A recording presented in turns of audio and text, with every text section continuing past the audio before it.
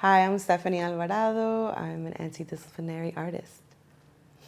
And I'm Nancy Paredes, and I am a printmaker and photographer. I usually work in kind of an abstract way, or I approach things that way. In terms of photography, I always kind of like use like a macro lens and kind of zoom in into an image. Like rather than grab the whole image, I'll like zoom into it and kind of interpret it or manipulate it to like appear as like a landscape or a magical scene. For this project, I've been kind of trying to take those elements of the way I work and kind of bring it back to more of a portraiture way. I always enjoyed portraiture. I am an anti-disciplinary artist, I like to say. What that means is that I draw from many different disciplines, including photography, including archiving, poetry, performance.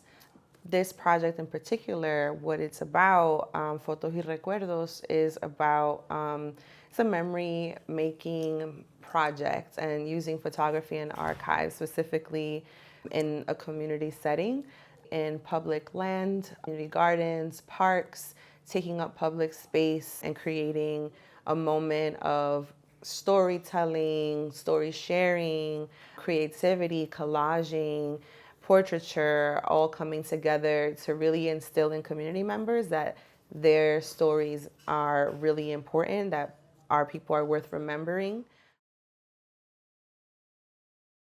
A lot of the time, like a lot of the people that we photograph, or even images that we print for them, they say, I've never had a picture like this before, or I've never had a professional picture taken.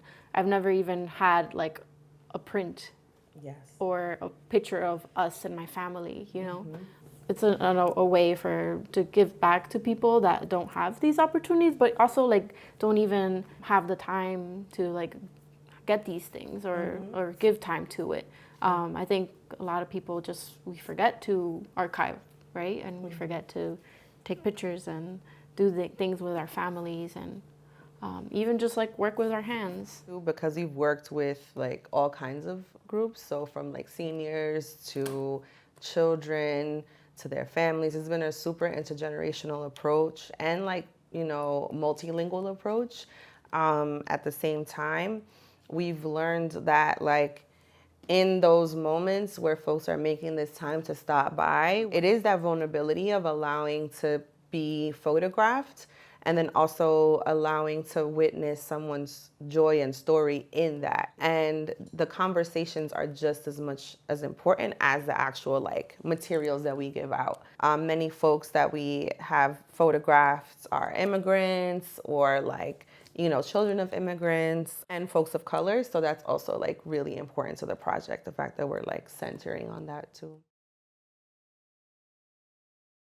Collaging is where like both of us were like, okay, yeah, this is a canvas that we can like experiment and share together as artists. And I love the way you put it, that we're also in collaboration with the community. And then the materials that we use for the archive specifically, like we've used materials like herbs, like, you know, rose petals, lavender, calendula, using recycled herbs in that way from an apothecary that I know and support as a way to connect not only like the healing aspects of like coming together in conversation, but also like the medicine making, if you will, that happens with memory. I noticed that a lot of people were like making like borders around their pictures, which was like really interesting to me because like frames because in my mind, like when we were discussing this project, we are like, they're gonna make collages, they're gonna like cut into their bodies and like do this, do that, and it was like our expectations is different, you know. So like people were like, oh, I was given this like great picture, and then they'll like decorate it, you know, in a certain way, and I'm like, oh wow, that's a great idea too, you know.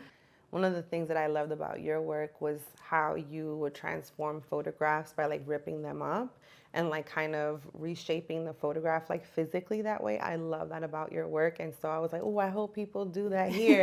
And then it's like, no, they love the Polaroid. I think that does speak to the material. And oftentimes I say like, yes, we have a Polaroid lab and we use Polaroids, but I think there is kind of like a nostalgia to having a Polaroid in 2023. For our outdoor exhibition, we're going to be showing at Inwood Hill Park, and me and Stephanie, we gravitated toward the bridges and the railings that are in Inwood Hill, and we decided that we were gonna like print out these like photo banners of the work that we've like accumulated throughout our iterations of shared dialogue, shared space, and we're kind of approaching it as kind of like a community exhibition.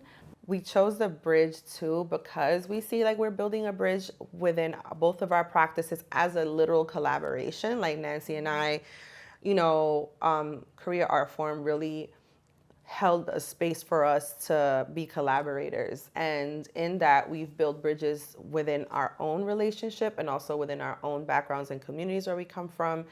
And we're building a bridge literally every time we do this project with folks that we do not know who then become community members. Leaving this project like from this year, like I'm carrying like a lot of like influence from you too.